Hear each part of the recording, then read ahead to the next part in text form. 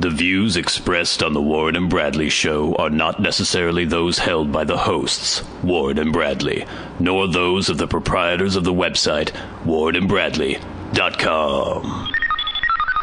5, 4, 3, 2, 1, fire!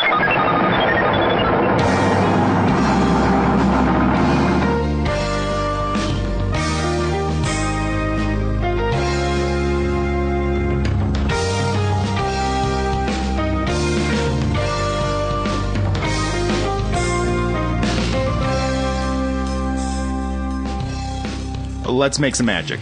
It is magic time. Hello, and welcome once again to the Warren and Bradley Show. I'm one of your hosts, Bradley Victor. I'm the other host, Warren Van. It is episode 70 of the Warren and Bradley Show, coming at you from a beautiful Bellingham, Washington, close to 70 degrees today. Yeah. Record high temperatures. Yeah. For this time of year. I was walking around. I'm trying to get all this shit straight that I've written down in my little notepad on my iPhone, because throughout the week something will occur to me or something will happen, and I jot down little notes. Some of them I don't understand afterwards. I'll come back days later and just read some weird random words, and I'm sure at the time it meant something to me, but it doesn't mean anything anymore. But I was reading this one note before you arrived at the Warren and Bradley Show studios today, and it just said therapy. And I was trying to remember what I meant by that. And then I think it was, last week I was very agitated and annoyed. Yeah. And I was reflecting on that. And for some reason this week, even though nothing has changed in my life, I'm still in my apartment alone all the time. I'm still like Minecrafting every once in a while, or like trying to write. I'm like trying to write a screenplay right now, and I'm just hanging around like singing weird songs to myself and the same old like sad, lonely existence, which most people would look at and be like, "Wow, that's really depressing." Yeah. But for some reason, I was in a really good mood this week. I know why. Why? The sun. The sun? Yeah. I don't know if that really has an effect on me. Maybe it does. I used to think it didn't, and I used to think it was irrelevant, but I'm coming around to a place where I'm like, yeah, it makes a huge difference. Maybe it does, because I got off work early on Friday, and it was a sunny day, so I was like, I'm going to go home, and I'll shower, and I'll go downtown.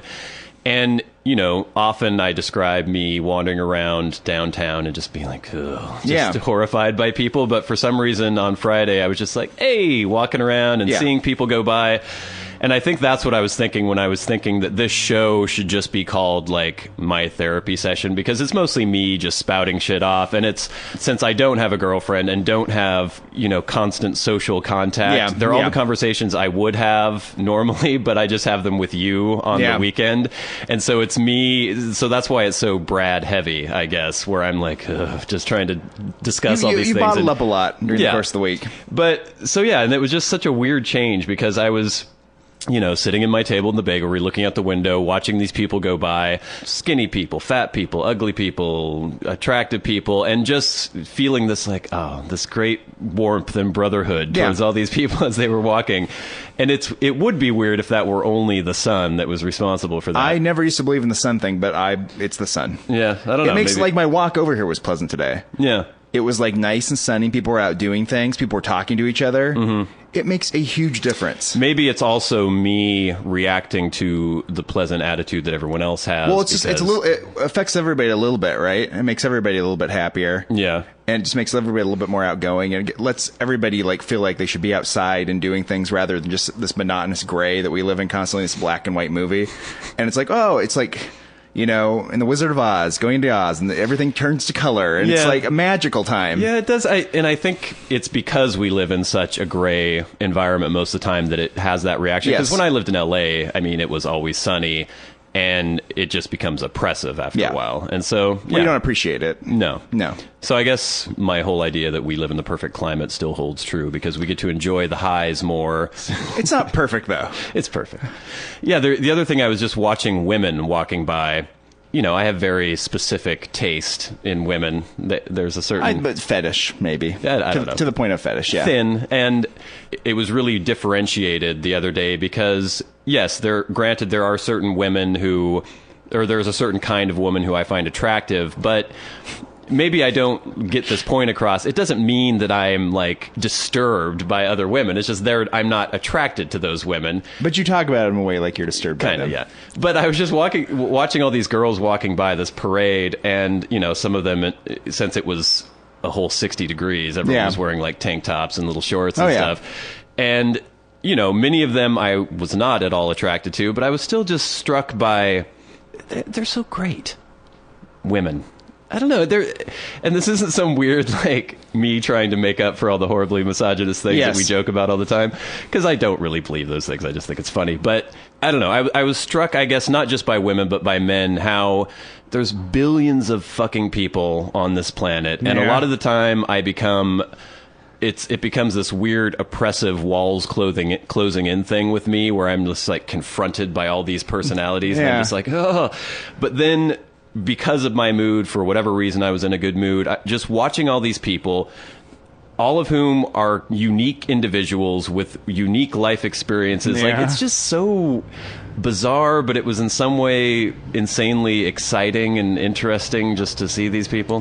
We have passed into the realm of hippie bullshit here, definitely. Yeah. But that's good. It's a much better attitude. It's a much better attitude than the usual attitude you have, where everyone's making you angry all the time because they're not doing exactly what you want them to do. Well, rather than just be like, oh, look at all these people. This is really interesting. There's a lot going on out here. I don't care what people do as long as they're not confronting me with the shit that they do. Yeah. But I don't know.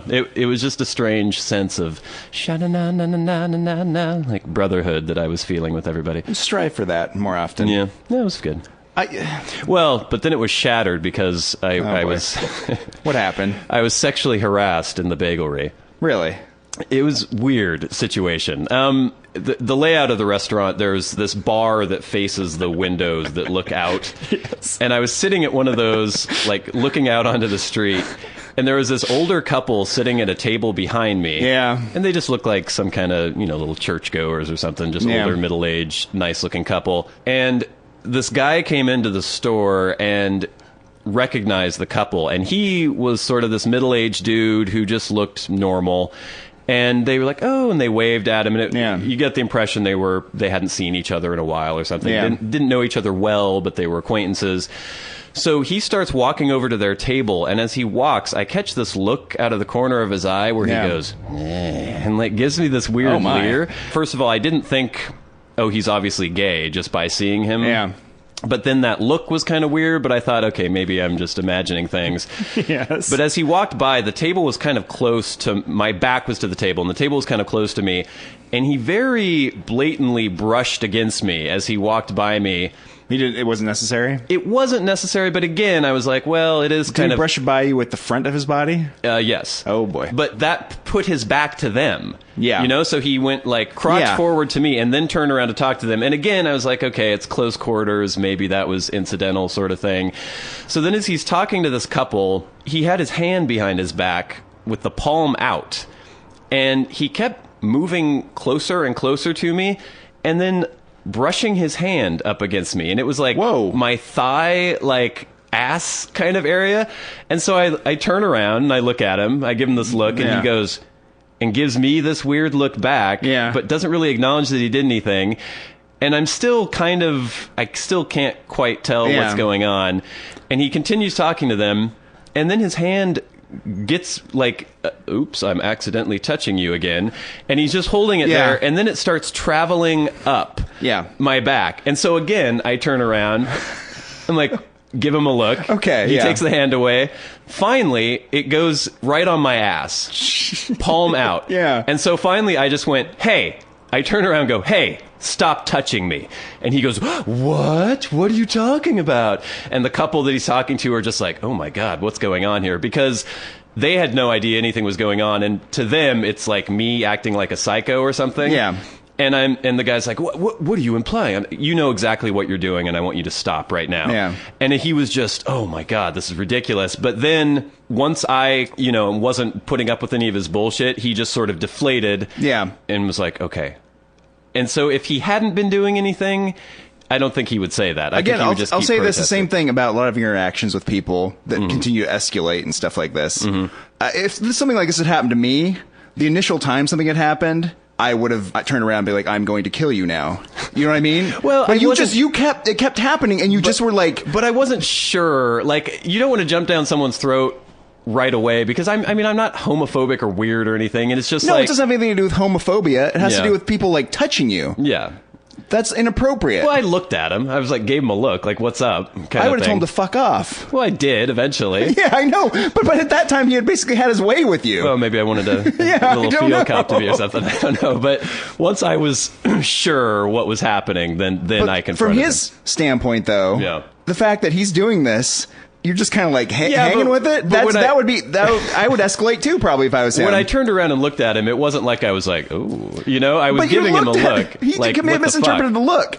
Maybe. No one misinterprets like, don't fucking touch me. Well, I also think that people who are into like copping a feel of people surreptitiously, maybe they kind of like the idea that you're like made uncomfortable by it. Oh, there's that sexual thing where people like to rub up against people in public places. Yeah. That's a thing. Maybe he has that. Maybe. But that's the part where he like rubbed against you walking by. I think that's what they do. But as far as like taking their hands and like it was really weird. Back, like he had the palm back and like he kept like, ooh, I don't know. It was annoying. It reminded me one of the first times I ever went to a local bar, Rumors, in town, when I was like 21. It's a bar that is ostensibly a gay bar, but it was the only place that people would go to dance back in the day. So there would be straight college kids and stuff that would go there.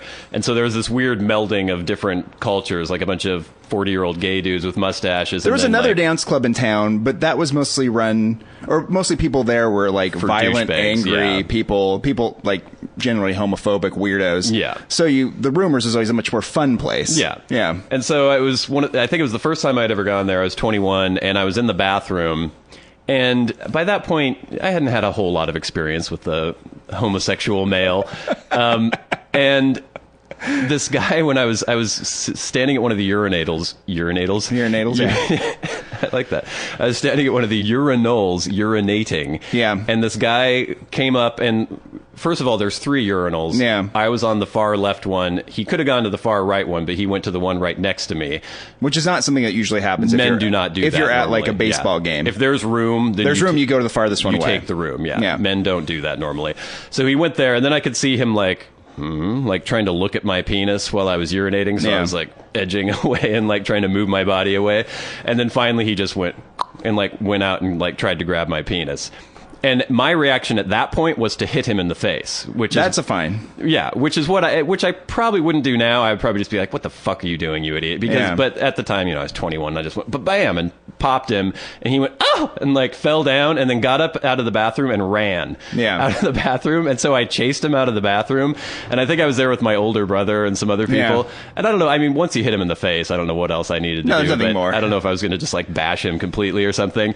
And I chased him out of the bar, and but this is the thing about that, doing that though in a urinal. Even if you were another gay person, and that's not a way to advance towards someone. Well, this is what happened. One of my brother's friends who was there, I can't remember her name, some female friend. She was like, "What are you, homophobic or something? I can't believe you hit that guy." That's not homophobic. I was like, wait a minute. If you're a woman and I'm a man and I go up and try to grab your vagina, that's fine. No, it's not fine. I don't care if you're gay or straight or anything. And if she tried to stop you, it would be heterophobic, apparently. Yeah. What the fuck is that? There's this weird shit with like, gay people should be just as respectful as anybody else. Yes. And you being affronted by somebody like some unwanted touch or anything, there's nothing homophobic or weird about that. If you have been outside the bathroom on the dance floor and this guy come up to you and been like, "Hey, you want to dance?" Yeah. And you have been like, "No," and he would have been like, "Okay." Yeah. If you would have punched him, if he would have asked you that, exactly, that would have been homophobic. That's homophobic. And there are some like douchebags who like Yes. the fact that a gay person looks at them, they're like, "Oh, fuck you, fag," and that's they punch gay them in the face. bashing. Yeah. But being like touched or molested by people in an unwanted way, regardless of gender, regardless of sexual orientation, it's not something you're supposed to do. How far do you take it? Like, I don't want to be homophobic, so eventually I'm going to be sucking a guy off because I don't want to. It's like, come on. Yeah. That's kind of a weird tangent that we got off into right away. But, oh, wow, we've gone really long on this first section. I love the fact that even though we're just going to end up talking more in the second section, I need to end this. And so we can go. Yeah, you're setting your ways. Yeah. Yeah, I know. So we'll do that right now.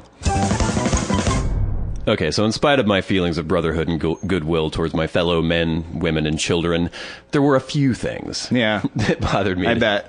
At one point, I was out, and the weather is hot for Bellingham. It's 60 degrees right now, or maybe it's almost 70 degrees today. But I was out on the street, and there was this hippie dude wearing a pullover sweatshirt and then overalls over the sweatshirt. And he was about to get on his bicycle. I guess he was feeling a little warm. And so he took down the suspender parts of the overall and then pulled his sweatshirt off and was wearing no shirt underneath, and then just put the overall. I don't know what it is with hippies and That's overalls. a good look. Yeah, it's really obnoxious. But as soon as he did this, now granted, he was like 20 feet away from me. Yeah. This overpowering hippie body odor stench just flooded the entire street. And it was so hilarious because I was watching this procedure, so I knew from whence the smell came as soon as it came. But there are all these people sitting in front of this coffee shop, trying to eat their scones and have their coffee. And I could see them like screwing up their noses and looking around like, what the fuck? What? And it was the entire street. His odor completely. This is worse to me than somebody assaulting me physically. The smell was so bad, and he was affecting everyone around him. Everyone was disgusted. I'll say this about bad smells you smell on the street when you're walking around. Yeah. You knew where it was coming from, so I think it was a little bit better for you. If you just like are walking down the street and suddenly there's like a cheesy shit smell. That's what it was. It was like fermented cheese. And you don't know where it's coming from. Yeah. It actually makes me angry. It does, yeah. Because I'm like, what the fuck? What is this rotting around here? If I see like a pile of shit and I'm smelling the shit, it doesn't bother me as much. If I'm just randomly smelling shit somewhere in my house. That is like a weird psychological thing, isn't it? Yeah. It's the knowledge of not knowing where it's coming from makes it much worse. I had this weird thing where I was smelling urine whenever I opened my closet. Well, yeah. Well, I was like, what the fuck is this? Yeah. And I couldn't, and I would put my face in there and I was sniffing everywhere, and there was no place where I could smell. It was like just this general urine smell, but not concentrated anywhere. And I know I have not been pissing in my closet or anything. No. It was just ridiculous. It was driving me insane. Yeah, it's bad. It's gone now. It doesn't smell like urine in there anymore, so I don't know what was going on. That's a real mystery. It's really annoying. It's a phantom smell. As I was walking up to the building today to do this podcast, some guy was walking into your building. He had some flowers, and some hippie guy was like a block away, and he yelled like, "Hey man, hey!" Like he knew the guy. Then I came around the corner. The motorcyclist out at Sunny, and the guy with the flowers had gone to the building apparently, and the hippie just like sat down on the stoop there. And I was like, oh god, this guy's gonna try to get in the building when I go up here. So I like walked around him and went up there, and then as he was sitting down, he went, "Oh, I didn't just do that," and he had sat on his donut apparently. And then he pulled his donut out and he was eating it. And I was like trying to, I was calling you. Donut in his back pocket? Was it wrapped in anything? Yeah, it was wrapped in something, but he squished it. And so I was like trying to get you to buzz me in. And I was like, oh God, he's going to be like, and I was trying to decide at that moment if I was going to be like, no. Yeah. Or if I was just going to be like, I don't fucking care. Yeah, I don't care either. Yeah, I would probably just let him in. Yeah. Yeah. Oh God, what else was I irritated by? Oh. Another bagelry-related story. You get the sandwiches there, Warren, and they give you a little bag of chips with the sandwiches. Yeah, and a pickle. Now, yeah, I love the pickle. Pickle's great. I like a chip with my sandwich. Yeah. But not literally a chip. And that's what you get in these fucking bags. There's very little in the bag. I opened the one I got the other day. I opened it up. There were 3 chips and then some crumbs that fell out. Now, I blame Frito-Lay for this. It's almost worse than having no chips at all because it's like, oh, you want chips? Here's some fucking chips, asshole. And they just give you like 3-4 chips and some broken up crumbs. The quantity is odd. It's so little that it's like weird that you would even wrap it up. Why even bother? Yeah, and the other thing too, it's like if at Frito-Lay at the factory they put a couple more chips in there, it wouldn't cost them anything. I don't think so. Right? It would just be like a little bit more in there. Can you even buy these bags as a consumer? No, I don't think so. I think you have to buy them. You go to like Costco or Cash and Carry. Supply or something. And then you open them up and they're not available for individual resale because no one would buy them because people will be like, what am I going to pay for this? There's 3 chips in here. The amount of packaging required. The packaging is much heavier than the chips. Yeah. Yeah. It's ridiculous. Yeah. It's a waste of packaging. It's a real fuck you to whoever orders the chips. Well, if you're sealing chips, like very few little chips and this giant like plastic or whatever it is. And it's filled with air, so it seems plump. So it seems bigger, but really there's no chips in there. Yeah, it's really annoying. I heard a rumor, though, today. New bagel shop opening up in town. The girlfriend actually told me about it. She's like, I wonder what Brad will do. Will Brad go there? And I'm like, I don't might check know. it out. I doubt it'll steal my business. I've got such a rapport, a relationship with the bakery, with the people who work there. And the other thing is, our town, we have like just a couple restaurants that have been here for generations, and then we have restaurants that come and go every 3 months. And it'll probably be one of those restaurants. You know why we have the restaurants that have been here for generations? The ones that have been here forever are the ones that pick one thing and do it well. Yeah. Instead of being like, oh, we're this eclectic hippie focaccia, like just pick something and do it well. Don't try to be this ridiculous eclectic, like quirky restaurant where you have all this shit. I just want, when I want something, I want that thing, and I want the best example of that thing that I can get, you know? Yeah. It'll be interesting to see how this bagel place Yeah, does. we'll see. Because the thing is, if you're a bagel place and your bagels aren't good or just mediocre, That's it, yeah. no one's going to go, right? Because you're a bagel place. Because you're the bagel place. Yeah. And you, yeah, I mean, I've been to coffee shops, and they have horrible coffee. yeah. It's like, this is your business. This is what you do, and it's awful. Am I here for the ambiance, the weird shit you have all over the walls, and, Yeah. and the little Scrabble board games you have on a table somewhere? It's pointless. It's bizarre. Yeah. Yeah. Yeah. What else have I got on my little list here? Yeah, I can't remember if we had this conversation on the show or not, but when I had written down my horribly emotionally scarring experience of being sexually harassed by the guy in the bagelry, Yeah. I wrote down how my reaction to it is just to get angry and not to be disturbed or like upset or anything. And so I wrote down mention the raped by the bear conversation. So like, Oh, I remember. You, like, I don't know. You would be like, if I got raped by a bear, I'd just be like, oh, damn it, I'm raped by a bear. You just move on. It wouldn't bother you. See, I don't remember if we ever had this on the show or not, but I think this was like at a bar once we had this whole conversation. Because I know how this conversation ends, though. No, we won't go there. But basically, my response to sexual assault. Yeah. And I use the example of a bear as an extreme example. So if I'm wandering through the forest, enjoying myself, communing with nature, and suddenly the giant bear comes out, I play dead, and it somehow gets my pants off and starts raping me, which they are known to do. They have a propensity for this. I would be annoyed. Yeah. I'm sure in some pain. Yeah. I'm not sure what they're packing, really. I don't think I've ever seen a bear penis before. Neither have I, no. I would assume it's in somewhat proportion to the beast itself, and they weigh like, 900 pounds? Some of them, yeah. Yeah, the grizzly bear, big guys. They're big. So I'd be raped by the bear. Yeah. I'd probably have to go to the doctor, and they might send like a psychiatrist or a counselor or something to the emergency room when they're like taking down my They would information. probably get like National Geographic on the line too, because it's such a weird thing to have happen. But my response would not be, I can never love again. It would be, maybe I'll go find that bear and kill it. So you understand I would how be pissed. the weird thing you're trying to say right now is? Yeah, I know, but you're trying to tell rape victims. No. It's not a big deal. That's not at all. I'm thinking. I think that maybe This is the thing. You have this weird version of it in your mind. It's almost like a cartoon. A bear rapes you, and you're like, oh, that's kind of a weird thing. That's so much different than the terrifying situation of actually being some actual person like physically like dominating you and raping you brutally. Let me say right now, that I completely understand the psychological horror that someone goes through. I don't know. Then what is this bear talk? But like, if I had been sexually molested as a child, obviously that would be deeply scarring for the rest of my life. I think the point I'm at now, though, I think I just get mad. I'd just be angry. Well, yeah, you get mad, but that would be one of the emotions you'd have. But maybe, I don't know if that's a male thing or if it's just unique to me or something. I think that may be the kind of thing that you say if you're in a situation where you're not threatened with getting raped a lot and you've never been raped. Well, yeah, and it's you, difficult. You think about it in a way, you're like, oh, that doesn't, I mean, that would be angry. Well, therein lies the weird distinction, is that women have to worry about that and men mostly don't. And so often, like, you hear about, or you watch American History X or something, and he gets like raped by the giant frightening Nazi in prison. You're like, God, that sucked. It's portrayed as horrible, but it's not portrayed as him like, like shivering in his cell later or something, and he's just like pissed. Oh God, these Nazis raped me.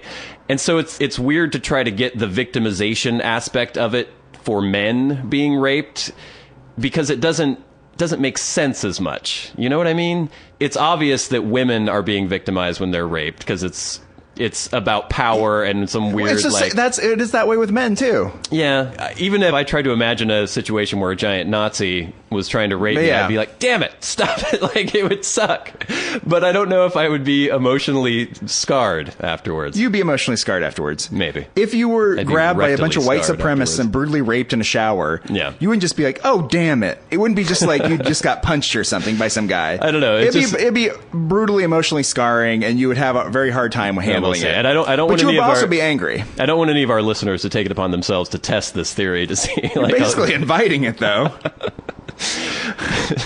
Nazis could rape me, bears could rape me, and I'd be fine. But it gets back to like old people now, a generation that's dying that lived during the Depression, are constantly scared of like not having enough food. Yeah. And will still hide food. Yeah. You know, decades after they had a problem getting food. They put things in jars. And But it's put them hard in for it's really hard for people of our generation, almost impossible to imagine being in that place where it's Yeah. like you're going to hide food because during your formative years you might not be able to get any more food. Yeah. And it's like I think it's hard for us never being in situations where we felt like we may have been raped at any moment, Yeah. or threatened No, and that's, with that sort of violence. That's completely true, and I'm completely aware of that fact. Like I understand. I mean, I don't understand what it feels like to be a woman, but I intellectually can know. Okay, this is something that occurs, and it's horrible, and it's scarring, and everything. But when I'm thinking of myself, Yeah. and it doesn't mean that I'm transferring this to anyone else. It's just like when the idea of a bear raping me popped into my mind. I was like, like laughing when Yeah. that image popped into my mind. It would be horrible. Oh, I'm sure it would. It'd be so horrible. It would be unbelievably horrible. But I know what you're saying about that. Like, if someone attempted to rape me or something, I can imagine like being like that, like flicking that switch where I'm like, now I'm going to kill you. Yeah. That, you know what I mean? Well, because to me, and rape is a very violent thing, and so to me, it would just be like being assaulted, and I've been assaulted in the past. I've had people try to stab me and punch me and shoot me and all these Yeah. things, and so I would go to the same place in my brain, you know? Yeah, it's different though. Yeah, yeah. Rape, Nazis, bears. Yeah, it's rough. It's tough.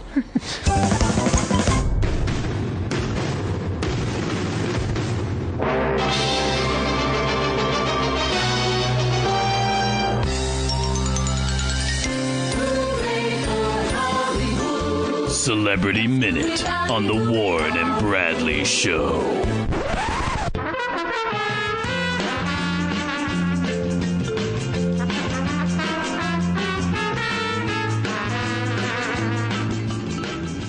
First story on Celebrity Minute this week, Madonna's homeless brother lashes out at superstar sister. This is from WENN. Madonna's homeless brother has lashed out at the superstar for allegedly turning her back on him, saying his famous sister doesn't care if he is dead or alive. Apparently, Anthony Ciccone has been living on the streets of Traverse City, Michigan for almost 3 years after losing his job at the family's vineyard. Yeah. Isn't that a weird situation? Yeah.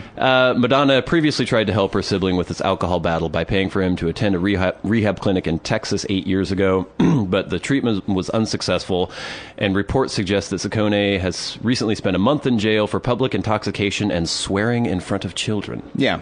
Is that illegal? Yeah. So if a little kid comes up to you and kicks you in the shin, you go, you little shit, you can be arrested for this? Or May have been threatening on them. the It's just something- principality? I think doing something obscene Probably. around children is probably something is illegal in Michigan. I read this whole story, and it's basically this guy is a degenerate Yeah. alcoholic, and he blames Madonna and his family for not taking care of him when obviously if you're an alcoholic or an addict of any kind, if you don't want treatment and aren't ready for treatment, there's Yeah. nothing your family can do to help you. And I'm sure they reached out to him 1,000 times. I know Madonna is an insufferable blowhard and an idiot, Yeah. but I'm sure she was trying to get her brother help. I'll say this about this street. We don't typically like Madonna. She seems to be really full of herself. But I'm sure she has plenty of money where she could just be like, She's okay. worth $1 billion. Yeah, it's like, here's a house you can live in. Yeah. Here's some food. Now you can live. And this guy's still probably out in the streets doing crazy things and complaining about how Madonna doesn't take care of him.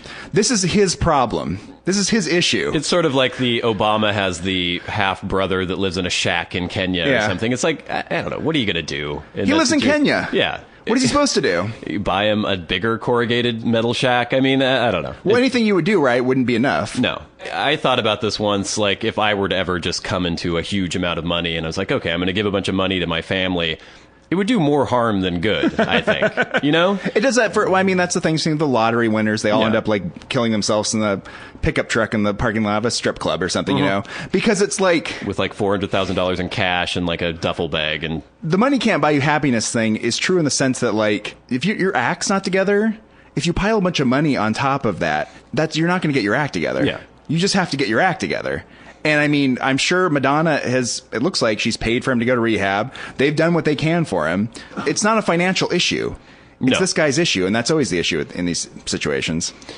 next story. Sean Penn's son Hopper, 19, screams at photographer and uses racial slur. Well, I just can't imagine. Where would he have learned lessons like this? with the role model like Sean Penn. Yeah, it's strange. This paragon of restraint, of conflict. I mean, now it is funny because now he's so sanctimonious. He's running around his like canoe in Hurricane Katrina, or like going to visit Hugo like, Chavez, Hugo, yeah. I guess he's dead now, but. Wasn't there a paparazzi that was like hiding in his hotel room or something in the 80s, and he like dangled him off a balcony or something Whoa. back then? I swear that happened with Sean Penn. So anyway, he has a rich history of screaming at paparazzi, but recently, on March 26, he got into a verbal tussle with a nearby photographer. In a video shot by a fellow photographer, Penn and Hopper can be seen walking towards a building in Beverly Hills when the paparazzi begin to snap photos. Sean Penn just ignored it, but his son brushed angrily past the paparazzi and bumped into him. And the paparazzo said, "What the hell?" And then Hopper said, "You fucking kidding me?" And then they continued to scream at each other. And then he called him a fag. And then the photographer said, "Is that what you're teaching your son to say?" to Sean Penn. And then he yelled at an African-American photographer, "You are a fucking N-word," which I guess we can't say. Are you that. afraid to say it? Well, we said it before. Oh, yeah, we are quoting. We're allowed to say it. "You're a fucking nigger." He screamed that. Not you, Warren. He screamed that at the African-American photographer. I don't know if Hopper has done anything other than just be Sean Penn's son. Is he trying to act? Is he? I don't know. I'm sure he probably is. Probably. They all are. So I don't know if this will have any. I doubt he's in medical school. He looks freakishly like him. He does. I know. They look really similar. Although he kind of looks like a Kennedy. Yeah. Doesn't he? He has that, like, never worked a day in his life, like, smug look on his face. Yeah, he does. Yeah. All right. New study shows Shakespeare as a ruthless businessman. Wait, what? This isn't new. Don't we all know this? New research depicts William Shakespeare as a grain hoarder, moneylender, and tax dodger who became a wealthy businessman during a time of famine. You know why these stories come out? Is because if it's all this 1%er bullshit, it's like, I don't know. It's this weird societal thing now we have where anyone who is succeeded or done great things, we have to show that they're like some horrible robber baron, or they've stood on the shoulder of the downtrodden to like get to the place they are in society. Shakespeare wrote plays, but he also owned land and apparently was hoarding grain during a famine. I don't know. What's the point of this? I know, as much as we know who Shakespeare was, and we assume that he's the person that actually wrote the plays. No, it was a woman who wrote all his plays. That's right, or it was, God knows, somebody else. But he was a very canny businessman, is my understanding. I mean, he had that theater, and it did very well, and he wrote these plays. Yeah. I think he did well for himself. That's why he was doing it, too. I know we always want to look at things... He doesn't do it just for the art. In retrospect, right? Because we think of Shakespeare as this great artist, but he was basically at the time was, Roger Corman or something. Well, when you're living in 16th century London, beset by plague and famine, it's a horrible place. You do what you can to get ahead in life, and he did what he could. He wrote and popular he was entertainments. successful. Yes. He took other people's work and adapted it, and he made money off of that. But now, of course, we look at him and we perceive him as this great artiste, which is fine, but it's also like not... He was a man of his time. Yeah. Justin Bieber's monkey quarantined in Germany following customs incident. Wow. All right, so crap. he's already off the deep end now. Now he has a fucking monkey. It's only a little bit... So I guess Michael Jackson had the chimp and started lightening his skin. I guess Justin Bieber's going to have to start adding melanin to his skin or something and become a black man. I was looking at the Us Weekly at my girlfriend's house last night, and they had a picture of him with a gas mask.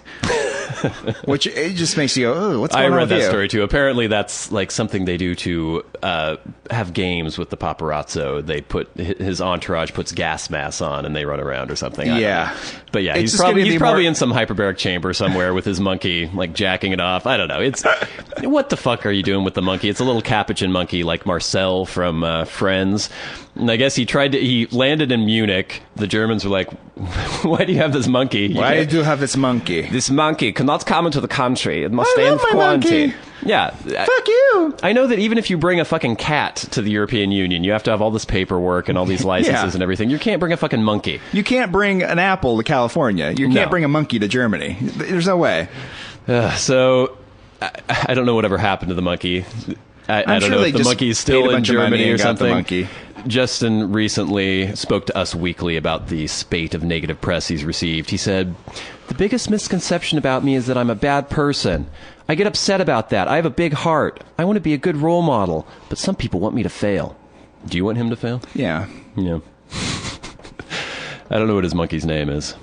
And I don't usually want people to fail, but I would like to see him face some adversity and overcome it, of course. Yeah, I don't want him. I don't want him to become another like teen star statistic and just completely ruin his life. But maybe gain a little perspective. Yeah, become a little bit more of a human being. You need to struggle and overcome some things to realize, to appreciate what you have to begin with, and then to move forward in life. Speaking of Justin Bieber, when he was in Germany, his good friend Lil Twist apparently had a pot-fueled party at his house in Calabasas, California. People are reporting about things that aren't true. So, what a horrible life, though. I mean, if I were rich and famous, and I had a big house in Calabasas, and I went to Munich with my monkey, the idea that there'd be some weird little rappers running around in my house, like doing God knows what.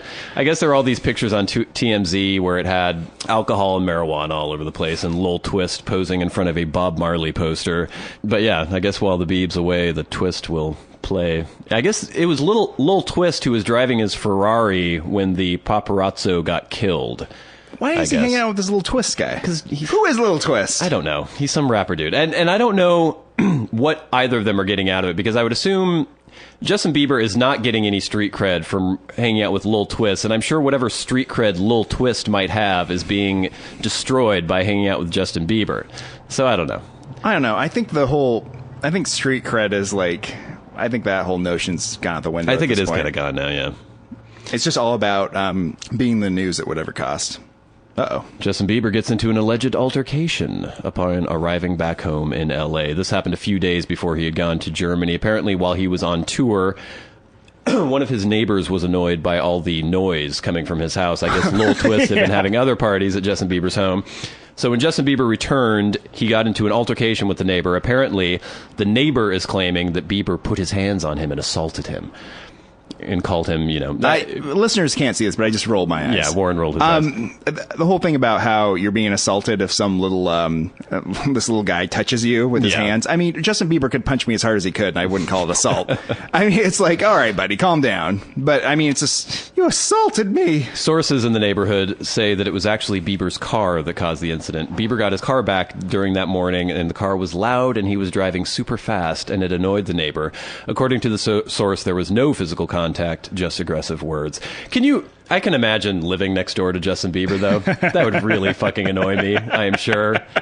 I'm sure I would have some altercations with Justin Bieber and Lil Twist and Lil I know whatever. that if you're a very affluent person and you have a giant estate in Southern California, you're probably also the kind of person that doesn't like to have parties with Lil Twist next door to you, Yeah. Or have some like little Canadian tool driving around in a car being like, vroom, vroom, I'm fast. And it's like, this is what I paid millions of dollars not to be around. Yeah. This is the kind of stuff I have to deal with at my house. When the white trash across the street is always like revving the engines on their motorcycles and cars at all hours of the night for no reason and staring at them. And I'm like, stop doing that. Don't do that. That's an idiotic thing to do. Yeah. But if I had millions of dollars, I would move somewhere where I didn't have to see these gap-toothed yokels like revving things all the time. Justin Bieber would move in next door. But then Justin Bieber would move in and be like, look at me, vroom, vroom. And I'm like, please stop. All right, I think that's enough time for Celebrity Minute on this week's Warren and Bradley Show. Great.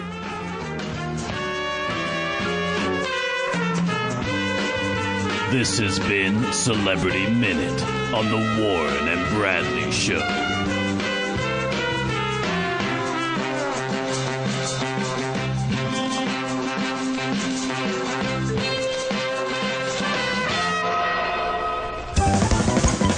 So I've been back at work for a few months now. Yes. After your extended hiatus. You know what's going on at my work. I imagine it's going on at lots of people's workplaces.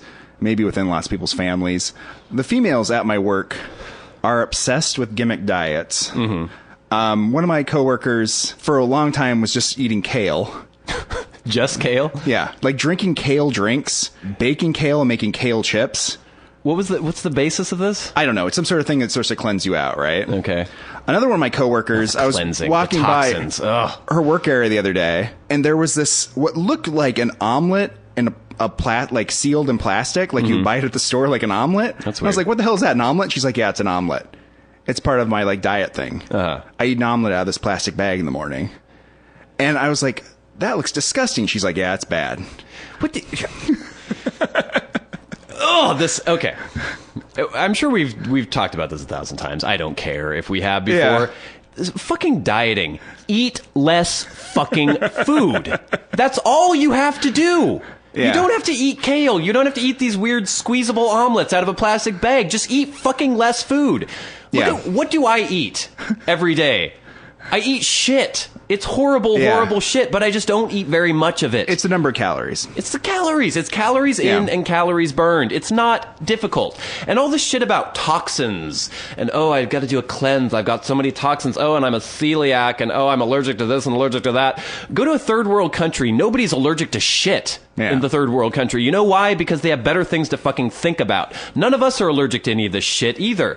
If you're a starving Guatemalan somewhere, you eat whatever somebody shoves in front of your face and you're thankful for it. Here we are such pussies, it drives me insane. Thanks for bringing that up. I've got another coworker. I think she like prepared all her meals for an entire month and froze them. Yeah. And because of some way of like controlling calories too. Right. The coworker that's eating the weird omelets out of like plastic, she gets up at like 5 o'clock in the morning and goes and gets yelled at by a trainer to do some weird thing and then she has to jump up and down and do all this stuff. So she comes into work early in the morning, just like limping around in pain, completely exhausted. Because it's a boot camp situation, right? Yeah. You're going to get things under control. So you have to be torn down. So you have to be torn down and like built up. The whole and notion, she's paying for this too, is what I love. The notion of the boot camp is so ridiculous. If you want to lose weight and keep the weight off, you need to do something that you'll actually do for the rest of your life. Boot camp is good when you're a soldier and you have to be trained to kill people, because most people don't want to kill people. So you have to be torn down, you have to be built up again, you have to be turned in to make this instinctual response, you pull the trigger.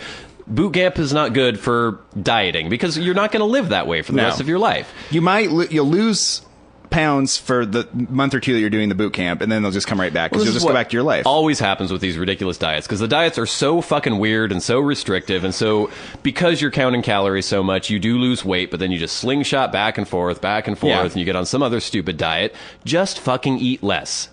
It's not complicated. We've talked about it. It's all just like mental gymnastics about ways to get yourself to eat less calories. Well, that's the whole thing too. Like people go, I'm going to go on a gluten-free diet because it's bad for me. I hate gluten. It makes me feel horrible. I'm allergic. I'm a celiac. And you're not. But you go and you start counting all these calories because you're paying attention to what you're eating all the time. So you probably do lose weight when you're on a gluten-free diet. It has nothing to do with the fact that you're eating fucking gluten. No. You could eat muffins all day long, but just eat one muffin every day and you would lose weight. And that would be all gluten. It doesn't matter. I think people always want to say that it's not, in some ways it's not taking responsibility, even though it seems like they're doing something horribly restrictive, but it's like some special formula that they follow instead of just fundamentally changing their habit and their life. Like, okay, I'm eating too much and not exercising enough. And that seems so simple, but in some ways it's way more difficult than being like, there's some weird condition and some strange... It's mystifying something that's the least mystifying thing in the entire world, which is... You'll put on weight if you eat lots of more calories than you like burn during the day. If you want to lose weight, if you exercise a bunch and don't eat and you eat less, you'll lose weight. By and large, this is how it works, right? But I think the thing we're fighting, right? We're fighting our evolution. We're fighting the fact that like we desire to have these like sweet things and these high calorie things because that's the way we. For generations, that's what we were doing. When you're a hunter-gatherer and food is scarce, you need to put on fat, you need to get these like high-calorie things, and you need to eat as much as you can when you get it, because you don't know when you're going to be going without there'll be lean later. Times, right? And what we haven't done is adjusted to the situation we're in now, where anyone can get food at any time. Yeah. Even if you don't have any money, there's just people handing out foods at various places all the time. Just food everywhere. And I think like part of it is just like a mental thing, right? Or it's like it's fighting like this inclination we have to do this thing that we don't need to do anymore. Right. which is true of a lot of things, I think, in our society. What I don't understand is that people put themselves through these ridiculous, horrible diets and are miserable. And to me, it seems like it would be preferable to still eat the things you want, but just limit the amount that you eat. But I think the whole, like, being miserable thing, too, has to do with, like, shame and, like, punishing yourself. Maybe. You know? And it's, like, feels good to, like, flagellate yourself about this thing because you're too heavy or something. This is true of just anything in life. People try to make dramatic changes, and they put, like, deadlines on things, and they're like, after Tuesday, you know, no more of this, no more of that. Yeah. And that basically never works. Yeah. What does work if you're realistic and you look at yourself and you're like, I like some certain things. I shouldn't eat that much. I shouldn't do whatever I'm doing too much. I'll just try to do less of it. Right. And I'll try to be constructive about it and do the best I can. Yeah. That's what actually works. Yeah. Well, and I get shit all the time. Like, if I ever say anything about dieting or weight or anything, people are like, oh, well, it's easy for you. You're just genetically, thin. But no, it is easy for you. But it is because, first of all, I'm not genetically thin. But you also look at my family. Their point is that I can eat whatever I want, as much as I want, and I won't get fat. And that's not true. And it is true for thin people who are active. It is easier to maintain your weight because your metabolism has changed to a certain extent. If you're already fat, it is more difficult to burn calories because you have to change your body chemistry. You have to be, building lean muscle increases your metabolism. Like, there's a whole process that takes place. But once you get to a good weight, it's much easier to maintain it. Yeah. And so it is difficult, but it's just, I mean, unless you have some sort of weird pituitary problem, no, but you can lose weight. But this is the thing. With these people, right, that I'm talking about at work, they want to eat these foods. Yeah. They'll make them heavy, and that's what that desire they have throughout their day. And that's not a challenge you face, though, in general, right? No, but, I mean, the other day I ate a cake. Yeah. And I can do that, though, because that day I was working pouring concrete all day. And after I got finished pouring concrete, I did a shit ton of push-ups and crunches and, like, other shit. Like, I'm not saying it's easy, but it's not impossible, and it's not... There's no secret, weird, magical formula. I think it is challenging for people. I just think that the mental approach to it, where you think you're going to, like, eradicate it with some sort of, like, Paris Island-style boot camp and then, like, some gimmick diet... It's not a sustainable way to live. Wanting to make everything pathological, right? Yeah. When really, there's a lot of things that go on in life. Like, I know a lot of children are diagnosed with ADHD. Mm-hmm. Basically, school's boring. Yeah. And they don't want to sit there all day. And they're not disciplined properly. It's like, but I mean, that's the thing. It's like, basically what they have to do is learn to not do what they want to do all the time. Yeah. That's what growing up means, You're a little kid and you're just filled with id, like, I'm going to do whatever the fuck I want whenever I want. And instead of, like, the parents, the school administration, everyone else thinking, okay, how do we, first of all, accept the fact that kids are hyperactive? Yes. And then try to channel that into something that's useful. No, it's like a pathology. There's something defective about them, and we'll medicate them. Yeah. And the way we've gone with this education thing, I don't want to get off on a weird rant here, but there was just there were many arrests made in Atlanta recently. Mm-hmm. I know the former, like, superintendent of schools was arrested because there had been cheating going on for, like, a decade, high stakes testing. Yeah. And they were bumping it up because there were all these advantages for the staff there if they got higher scores, people would be fired, people would be promoted and stuff. Which is, like, there's this weird game going on at this point between, like, the Attorney General's office in Atlanta and all these adults fighting over all these test scores of these kids, where it's like, it's almost irrelevant what's going on with the kids. Yeah.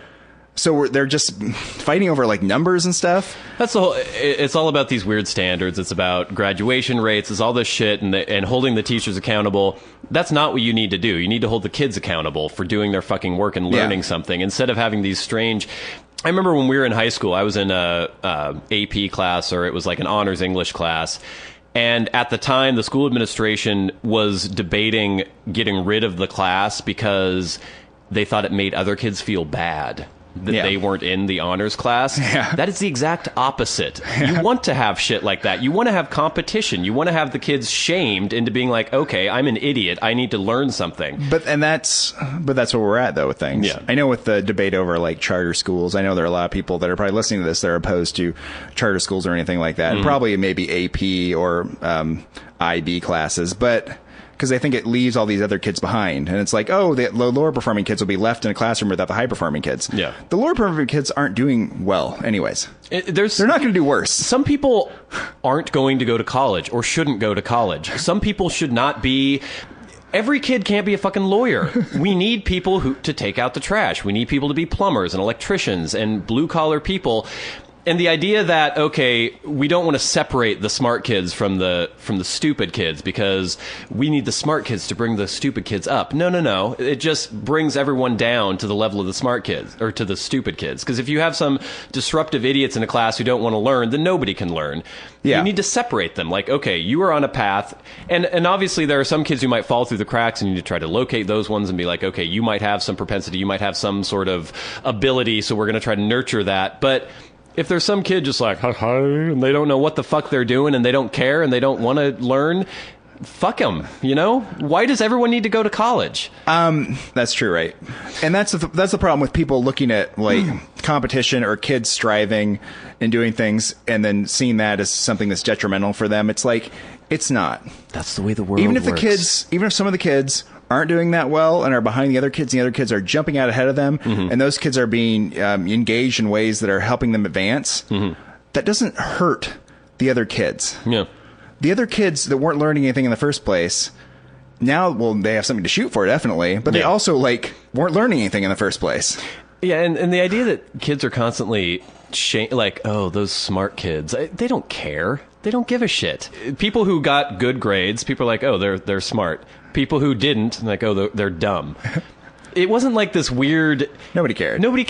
No. You know? So what are we worried about? You were in this honors class and stuff. It wasn't like that. I was not in the honors class. I was always striving to get in these. Did you feel shamed by this? I felt no all the shame time? because I was spending the only energy I used in high school was to try to get in the lowest level classes, and they wouldn't let me. And it was a real struggle for me. I was like, I don't want to do this. Just let me go in the easy classes, so it's easier to cheat and just get through. But yeah, it wasn't like this is the thing. If I had wanted to be in those classes, you could have been. Well, that's the thing, right? Or any of those kids. If that was so important and there was such a high level of shame in not being in those classes, you know what those kids would have done? You know what I would have done? We would have gone home and studied really hard. Yeah. But that shame didn't exist. Come on. So, weight loss, education, we've solved both those problems. Oh, we're solving lots of problems here. Well, there we go.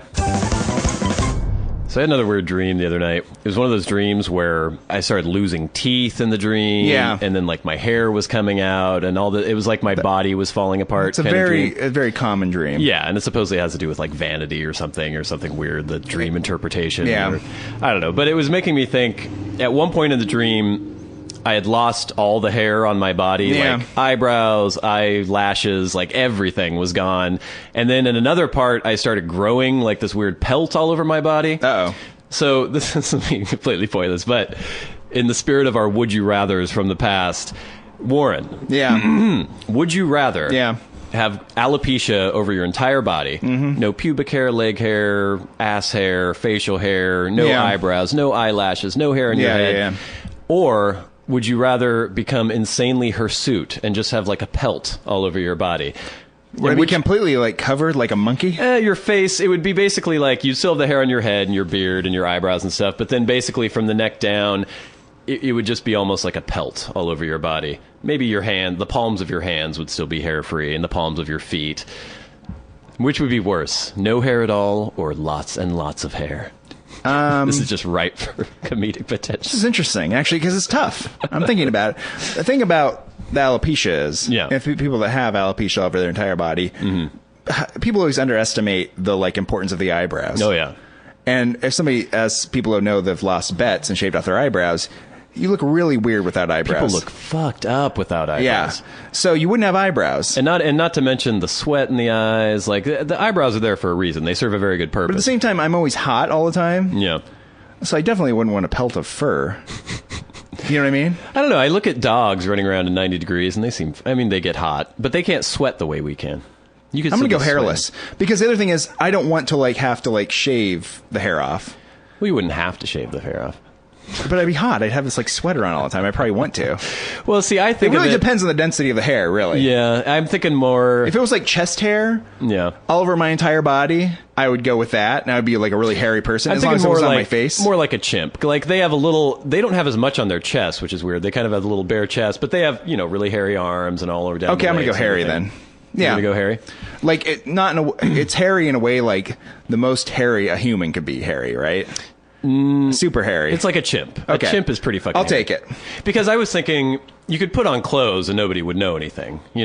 Like they might see some hair sticking out your wrist and everything. Because your hands would be like a normal. They might be pretty hairy on the back of the hand, but it wouldn't be like, whoa, that guy's an You'd be the ape. person that like has the tattoos all over their body except for their like clothes goes and they go Right. to their office or whatever. But then there'd be the problem of you're seducing a young woman at a bar or something, and you look normal from the neck up, but you're Teen Wolf, really. but you're Teen Wolf underneath, and so you get him home, and there's that awkward period where you have to sort of like bring it up or kind of hint around at it.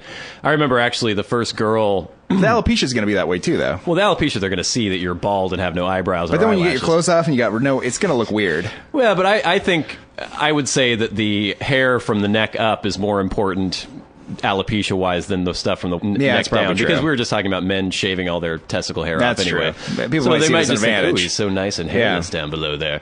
But then you'd be like Billy Zane up above it. But at least Billy Zane has eyebrows, so it's pretty tough.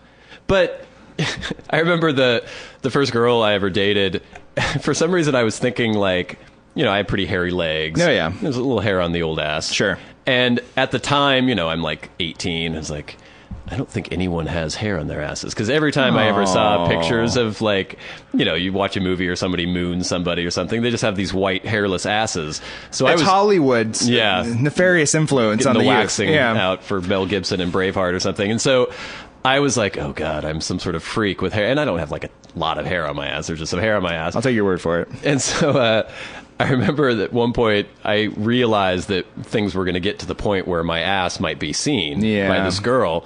And so it was this horribly awkward thing where I was like, so I think you should know and I told that there's some hair on my ass. And she went, she was... Well, she didn't know that. She was really disturbed. And Well, that's because she assumed that it was something weird because you thought it was something weird. Because I thought it was weird. And so she's like, well, how much? I mean, what? And I was like, and I sort of explained it to her, and she was like, okay. And then, of course, it meant nothing later. It was no big deal, and nobody cared. And then throughout the rest of my life, I realized that pretty much every man I know has hair on their ass, and it's not anything strange. Sometimes Asian guys don't. Sometimes, yeah. Or the Native American. Yeah. But it's just funny, like, the idea that you're a freak. I think that's kind of what being adolescent is That's about, what I was going to too. say. I mean, that's why I think, like, the one lesson you learn from childhood and adolescence and puberty and stuff is that all the things you're worried about, there's no reason to be worried about them. Well, I can remember these conversations we'd have when all of us were starting to sort of go through puberty and the voices were changing and weird hair was developing places.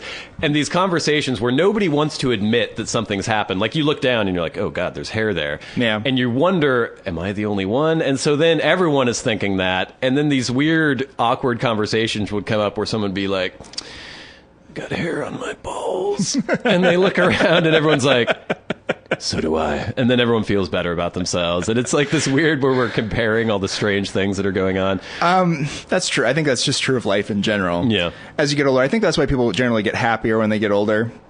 You sort of realize that you exist as a child and everything. It's a big deal if you don't get the right colored popsicle. Yeah, the world You freak revolves out. around you as a child, You and freak out. everything affects Everything's you. a big deal. Everything, you're so worried about this, you're so worried about that. Everything you're so worried about your entire life. Your interpersonal relationships, your relationships with your family and everything like this, your job prospects, what goes on in school. And looking back, you're like, what was going on? Why was I so worried? Yeah. I should have just relaxed and shown up for everything. I would have been fine. Yeah, I got hair on my balls, big deal. But that's why I think it'd be nice. You want to talk about a hypothetical question for you here. If you could go back and relive your life again, and you sort of had that wisdom that you've learned over the years, I think your life would be much more pleasant. Probably. I was thinking about that the other day, like imagining me in high school with my brain now. Yeah. Just how easy it would be, because everything is so dramatic and so important back then. And just, I mean, first of all, you'd be the coolest person. Everyone would love you because you would be just so calm and wise compared to all these idiots. And just... You'd be like the Fonz. You'd be so cool. Cleaning up on the women constantly, because you'd just be like, oh, yeah. hey, baby, what's up? And, like, it's not a big deal. You're not all freaking out and, like, almost fainting when you have to talk to a girl. Like, I don't know. It's... but I guess the fact that you are that way... Well, that's the youth wasted on youth thing, exactly, right? Yeah. And it's true. Once you know how to live, you're too old to actually live. And then, yeah, exactly. Which is why my hypothetical about living forever is perfect. Because if you had a youthful body forever with all the wisdom of age... Oh, man. Maybe. You coming around? I don't know. Let's do it. we can pull it off. I kind of prefer my idea where I would like a younger version of myself with the Carl Pilkington style birth. Oh, right. Where out of the belly. Out of the belly, and like another you will come out. Yeah. But you'll accumulate some of that wisdom, and you'll go through your life, and you'll grow up with a more wise person. That's why you should just clone yourself when you get older. We'll look into it. I still think it's possible. I'm going to look into that, of cloning myself... growing the child up to be, about 24, 25, and then transplanting my brain into that body. It'll happen someday. Somebody will try it. Yeah. Yeah. Everything like transplanting brains. I know we've gotten to this point with medical science where we're like, just transplant that brain. Yeah. Or, transplant that heart. Still really tricky. I think we'll get to the point where we don't even have to physically take the brain out. We'll just be able to map the brain, we'll be able to map the synapses, and we'll be able to realize what the actual chemical properties of memories are and personality, and we'll just be able to, like, warp that onto another brain. We can't get rid of that sound effect, though. That'll still be there. All right, good. All right, I think that's enough time for the Warren and Bradley Show this week. Warren has to get home and watch some basketball. Duke and Louisville have tipped off here on Sunday, so I got to go. Oh, my God. And happy Easter, everybody. Oh, yeah. He is risen. So this is one of your hosts, Bradley Victor. This is your host, Warren Van. Saying... I got nothing this week. I'm out of here.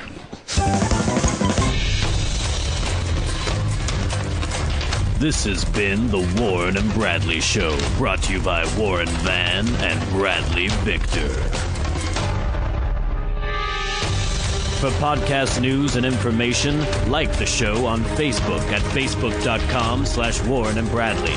Follow the show on Twitter at Warren and Brad. Subscribe on iTunes and leave a review.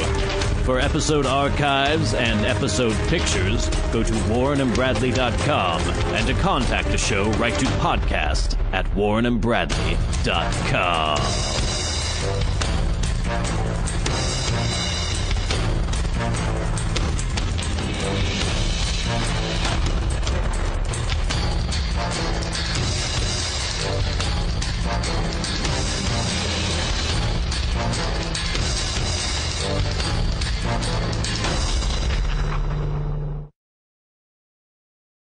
The views expressed on the Warren and Bradley Show are not necessarily those held by the hosts, Warren and Bradley, nor those of the proprietors of the website, warrenandbradley.com.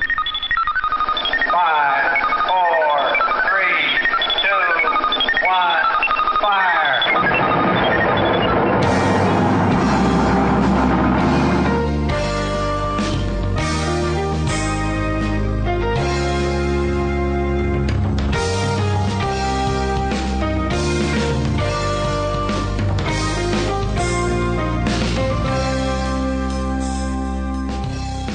Let's make some magic. It is magic time. Hello, and welcome once again to the Warren and Bradley Show. I'm one of your hosts, Bradley Victor. I'm the host, Warren Van. It is episode 70 of the Warren and Bradley Show, coming at you from a beautiful Bellingham, Washington, close to 70 degrees today. Yeah. Record high temperatures. Yeah. For this time of year. I was walking around. I'm trying to get all this shit straight that I've written down in my little notepad on my iPhone, because throughout the week something will occur to me or something will happen, and I jot down little notes. Some of them I don't understand afterwards. I'll come back days later and just read some weird random words, and I'm sure at the time it meant something to me, but it doesn't mean anything anymore. But I was reading this one note before you arrived at the Warren and Bradley Show studios today, and it just said therapy. And I was trying to remember what I meant by that. And then I think it was, last week I was very agitated and annoyed. Yeah. And I was reflecting on that. And for some reason this week, even though nothing has changed in my life. You know, I'm still in my apartment alone all the time. I'm still like Minecrafting every once in a while, or like trying to write. I'm like trying to write a screenplay right now, and I'm just hanging around like singing weird songs to myself and The sitting around in same my old, underwear. like, sad, lonely existence. Which most people would look at and be like, wow, that's really depressing. Yeah. But for some reason, I was in a really good mood this week. I know why. Why? The sun. The sun? Yeah. I don't know if that really has an effect on me. Maybe it does.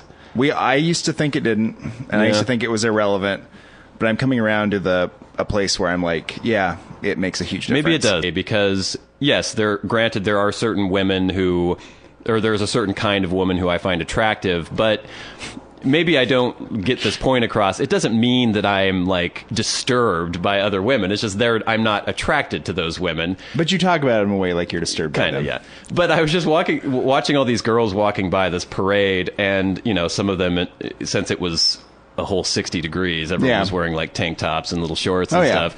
And you know, many of them I was not at all attracted to, but I was still just struck by they're so great. Women. I don't know. And this isn't some weird, like, me trying to make up for all the horribly misogynist things that we joke about all the time, because I don't really believe those things. I just think it's funny. But I don't know. I was struck, I guess, not just by women, but by men, how there's billions of fucking people on this planet. And a lot of the time it becomes this weird, oppressive walls closing in thing with me, where I'm just, like, confronted by all these personalities. And I'm just like, oh. But then, because of my mood, for whatever reason, I was in a good mood. Just watching all these people, all of whom are unique individuals with unique life experiences. Like, it's just so bizarre, but it was in some way insanely exciting and interesting just to see these people. We have passed into the realm of hippie bullshit here, definitely. Yeah. But that's good. It's a much better attitude. It's a much better attitude than the usual attitude you have, where everyone's making you angry all the time because they're not doing exactly what you want them to do. Well, rather than just be like, oh, look at all these people. This is really interesting. There's a lot going on out here. I don't care what people do as long as they're not confronting me with the shit that they do. Yeah. But I don't know. It was just a strange sense of sha-na-na-na-na-na-na-na, like brotherhood that I was feeling with everybody. Strive for that more often. Yeah, that was good. Well, but then it was shattered because I was... What happened? I was sexually harassed in the bagelry. Really? It was weird situation.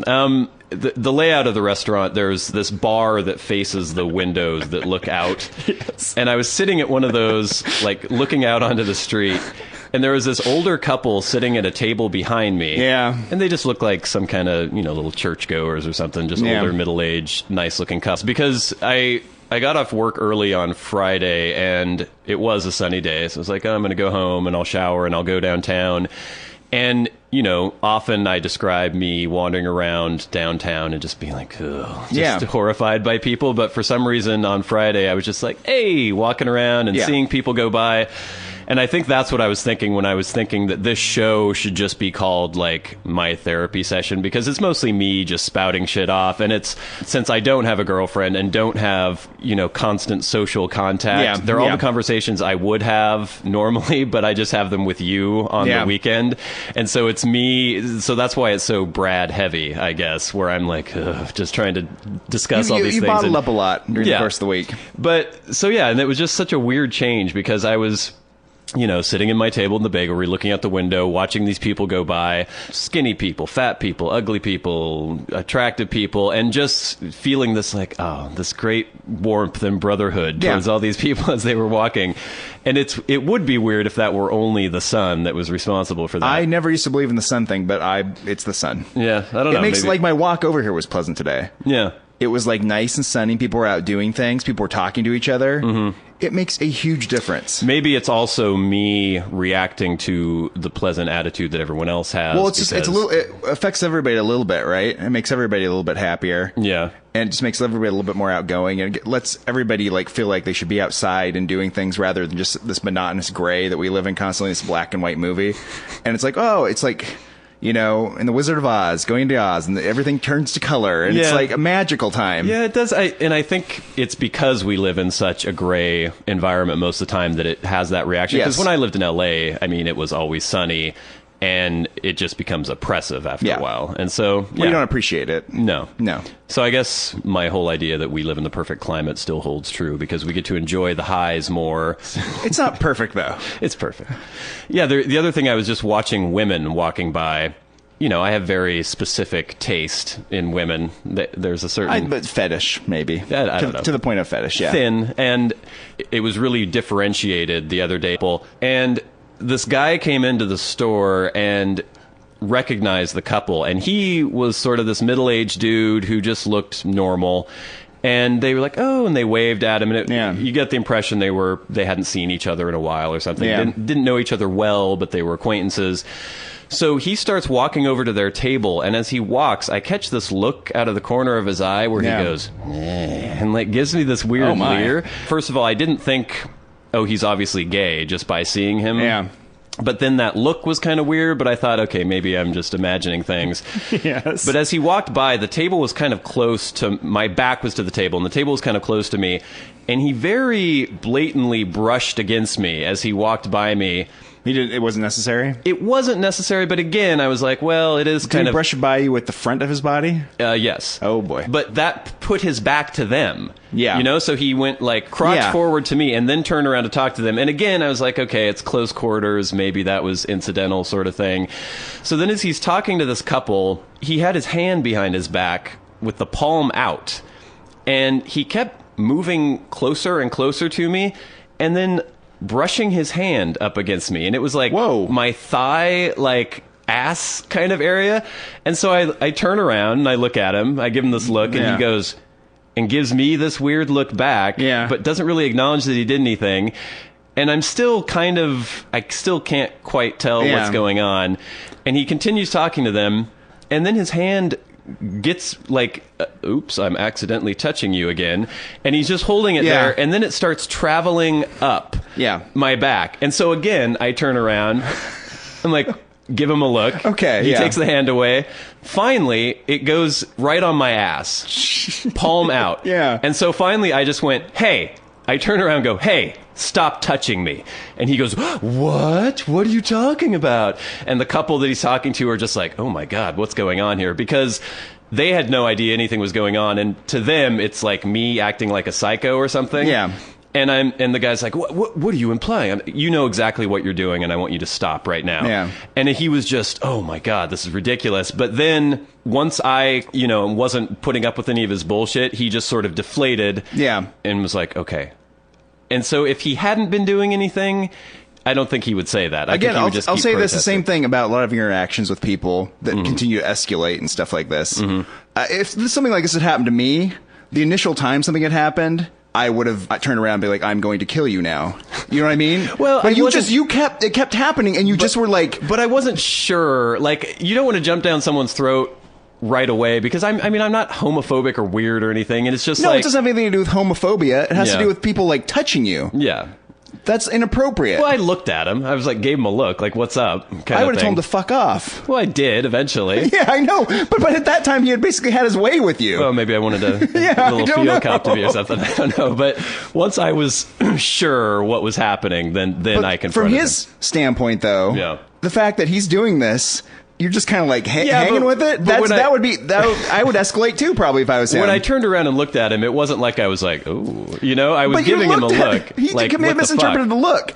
Maybe. No one misinterprets like, "Don't fucking touch me." Well, I also think that people who are into like copping a feel of people surreptitiously, maybe they kind of like the idea that you're like made uncomfortable by it.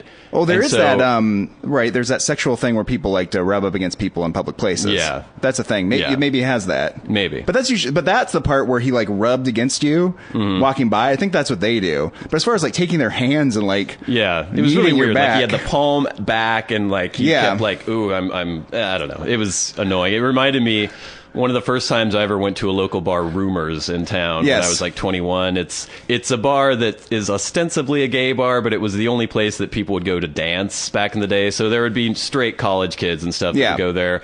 And so there was this weird melding of different cultures, like a bunch of 40-year-old gay dudes with mustaches. There was another dance club in town, but that was mostly mostly people there were like violent, angry people like generally homophobic weirdos. Yeah. So the Rumors is always a much more fun place. Yeah. Yeah. And so I think it was the first time I'd ever gone there. I was 21, and I was in the bathroom, and by